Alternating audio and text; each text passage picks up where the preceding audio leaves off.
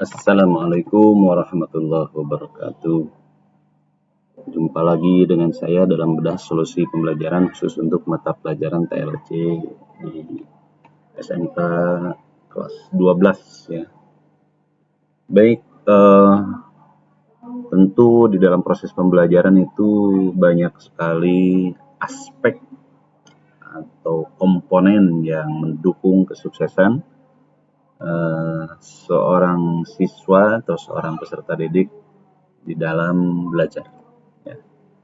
Di antara masalah yang berpengaruh terhadap kesuksesan belajar itu adalah motivasi. Dan ini kerap kali menjadi problem yang berpengaruh cukup signifikan terhadap keberhasilan suatu tahapan atau suatu proses pembelajaran.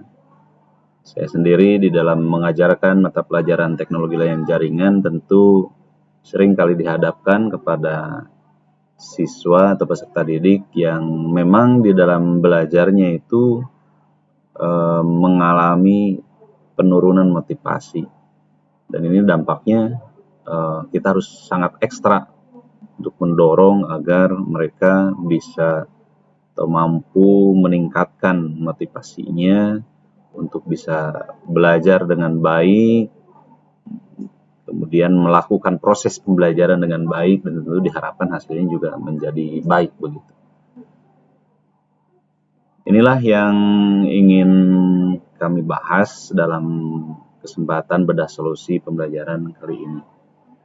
Saya mencoba mengutip dari media online tentang apa itu motivasi.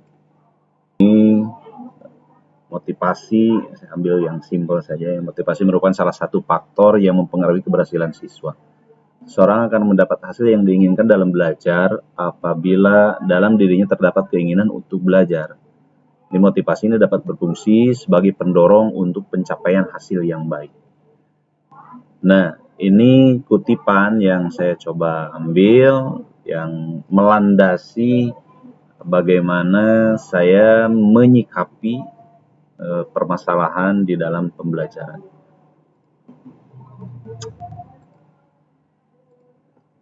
Nah, itulah kiranya yang nanti yang akan menjadi dasar ya. Kemudian bagaimana saya mengambil langkah atau istilahnya ya mencari solusi dari permasalahan pembelajaran ini, terutama motivasi siswa. Ya. Ketika menemukan siswa yang rendah motivasinya untuk belajar, terutama karena mata pelajaran kejuruan ini atau kompetensi keahlian ini, atau konsentrasi keahlian ini, ya memang dibutuhkan orang yang punya concern ya, punya minat begitu. Jadi kalau mereka tidak punya concern, ya tentu akan berpengaruh terhadap keberhasilan belajarnya. Nah ini ketika berhadapan dengan siswa yang rendah motivasinya untuk belajar, khususnya di mata pelajaran saya, maka saya mencoba melakukan pendekatan-pendekatan yang informal ya. Karena untuk meningkatkan motivasi ini butuh semacam pendekatan personal yang langsung menyentuh pada aspek yang sesuai dengan apa penyebab rendahnya motivasi dari siswa tersebut. Nah inilah makanya saya berusaha mencoba menggunakan pendekatan-pendekatan yang informal, pendekatan-pendekatan yang sifatnya personal untuk menggali dulu biasanya apa sih yang menjadi penyebab mereka motivasinya rendah. Motivasi rendah itu penyebabnya apa? Ini akan berbeda pada setiap orang. Pada setiap siswa peserta didik itu mempunyai permasalahan yang berbeda. Ada yang mereka ada di antara mereka yang rendah motivasinya di dalam belajar itu karena pengaruh aspek keluarga. Ya. Lingkungan keluarga sangat berpengaruh.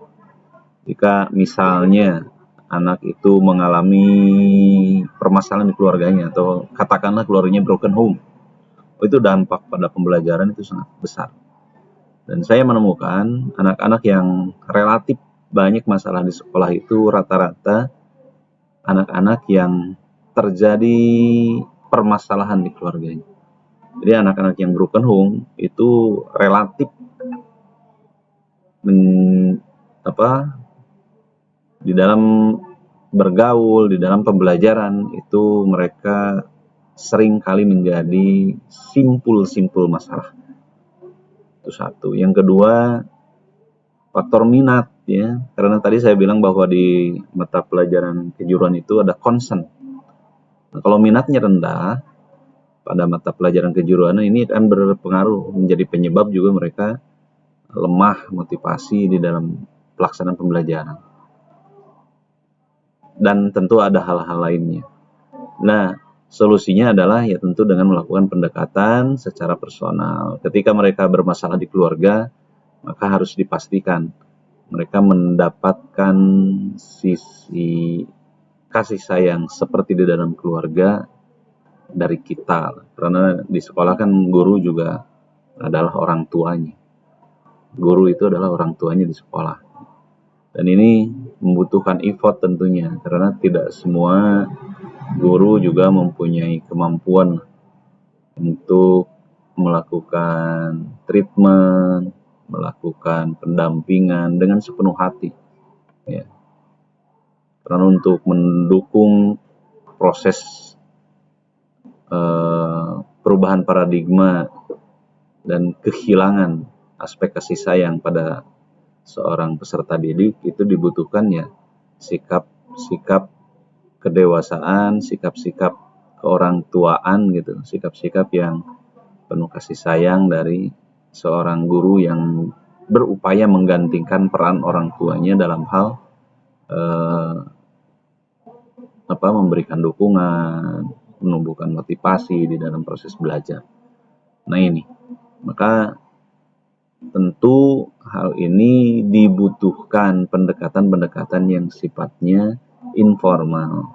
Tidak cukup kita hanya bertemu di kelas, tidak cukup kita hanya menyampaikan motivasi secara umum, tapi juga harus disampaikan secara personal dalam pertemuan-pertemuan informal. Nah, biasanya kami lakukan langkah-langkah ini dengan ya kalau di sekolah kami itu kami sering mengadakan ya semacam pertemuan dengan siswa itu dalam kegiatan-kegiatan yang di luar kegiatan sekolah lah. Misalnya ngaliwet, begitu istilah di kami, atau mukbang anak-anak sekarang.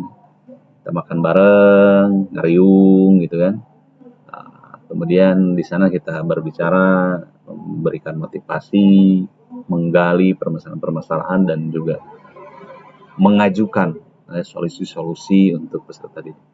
Nah, itulah kiranya yang bisa disampaikan bagaimana pembelajar atau bagaimana menumbuhkan kembali motivasi ya, yang akan berdampak kepada makin meningkatnya hasil atau kesuksesan dalam proses belajar peserta didik.